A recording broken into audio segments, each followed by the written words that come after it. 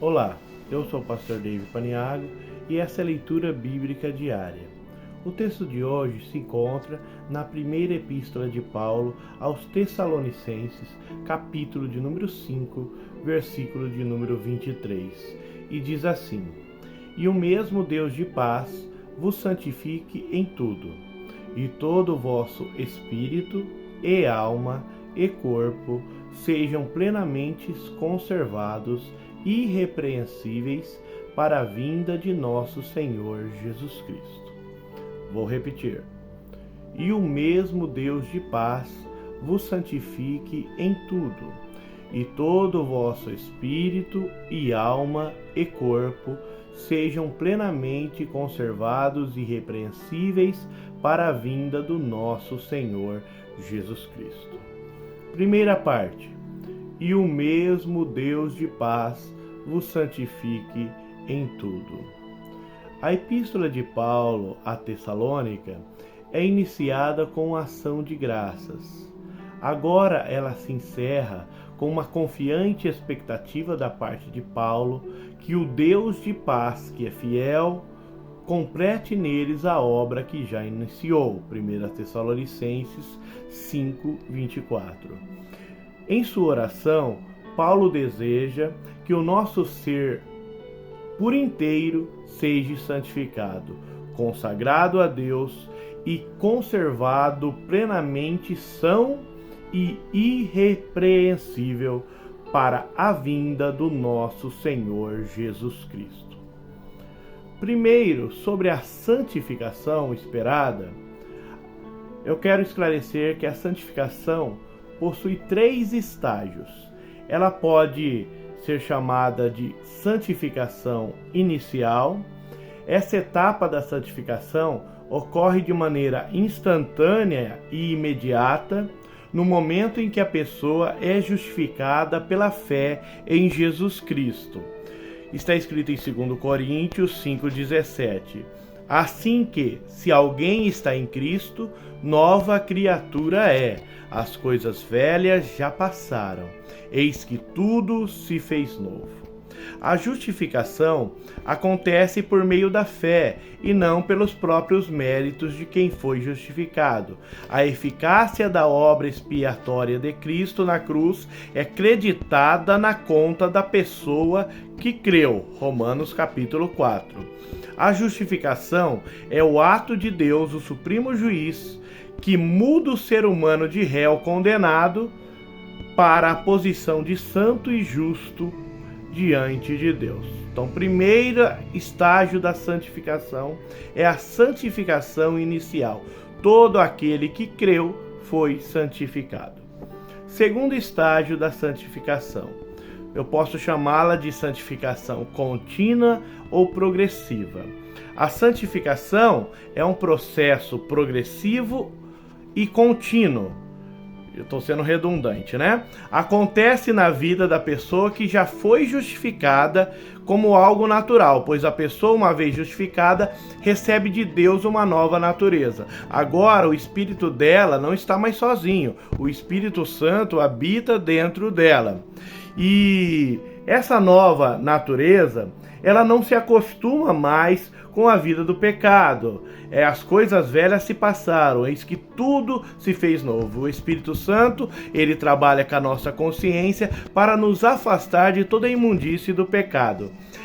Então, até Cristo voltar, o crente vive num constante exercício da santificação, separar daquilo que não agrada a Deus. Ele deve vigiar, pois a velha natureza, ela continua atuando na vida daquele que aceitou Jesus.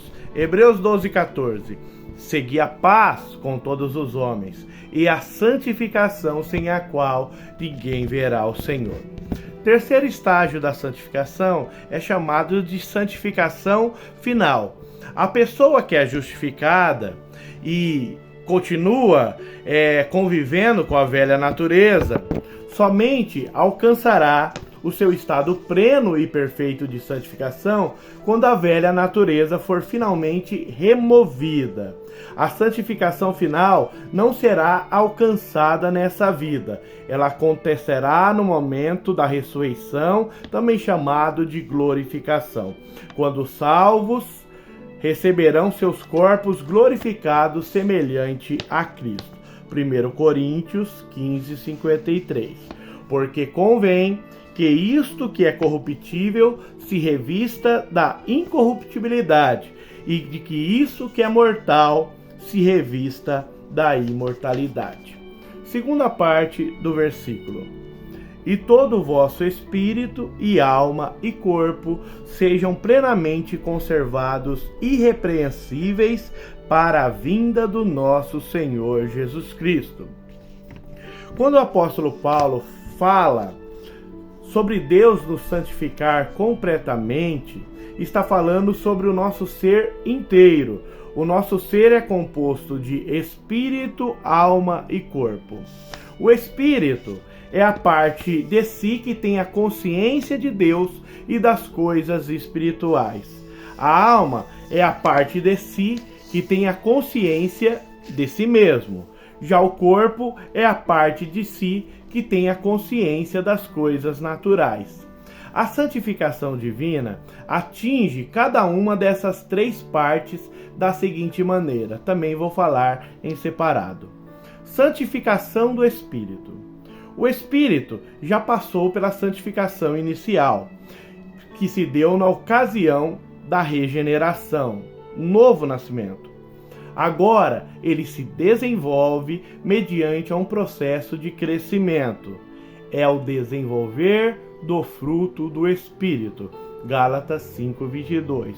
Mas o fruto do Espírito é amor, gozo, paz, longanimidade, bondade, fé, mansidão e temperança. Esse é o fruto do Espírito. Então aquele que aceitou Jesus, ele recebeu esse fruto. Só que agora, até Cristo voltar, ele tem que desenvolver este fruto.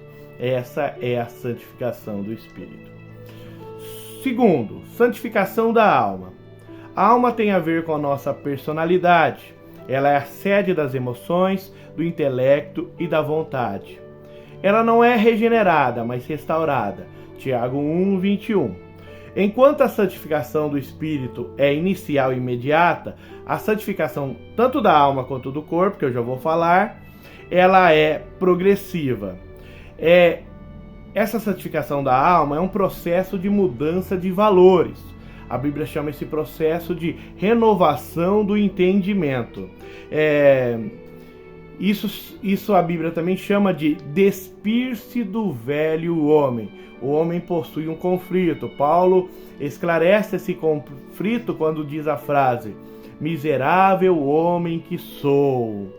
A lei é espiritual, mas eu sou carnal, vendido sobre pecado. Eu não faço o bem que quero, mas o mal que eu não quero, esse eu faço. É uma constante luta da vontade humana, é o renunciar a si mesmo, tá bom? É o renunciar a si mesmo. A alma tem as suas vontades, mas se a gente querer ganhar a vida em Cristo, temos que renunciar a nossa. Então, o pecado, ele nasce aqui. A nossa mente precisa ser renovada. Como que ela é renovada, pastor David? Através da palavra de Deus. Por último, santificação do corpo. O nosso corpo só será totalmente santificado depois de transformado. Até que isso aconteça, a santificação do corpo também é um processo contínuo de sujeitar a carne ao espírito. Algumas palavras usadas para essa santificação do corpo, os conselhos da Bíblia é guardar-se da imoralidade, usar de maneira adequada os membros do corpo. A santificação do corpo abrange ainda mais a nossa forma de falar e vestir. Tá? O que eu quero dizer com isso? Eu quero dizer com isso que o nosso corpo é templo do Espírito Santo. Então ele tem que ter uma maneira de se expressar que condiz com a natureza interior do ser humano. Se o homem serve a Deus aqui dentro, ele também tem que demonstrar com atos exteriores que ele é um servo de Deus. Finalizando, ao destacar cada uma das 3 partes que compõem o nosso ser, enquanto falava da santificação, Paulo nos mostra a necessidade de trabalharmos em cada uma das partes em separado. Escrevendo aos Coríntios, ele falou sobre nos purificarmos das imundícies tanto da carne quanto do espírito, segundo Coríntios 7:1. Ora, amados, pois que temos tais promessas, purifiquemo-nos de toda imundície da carne e do espírito, aperfeiçoando a santificação no temor de Deus. Tem um texto também em Tessalonicenses que diz: porque não nos chamou Deus para a imundície, mas para a santificação.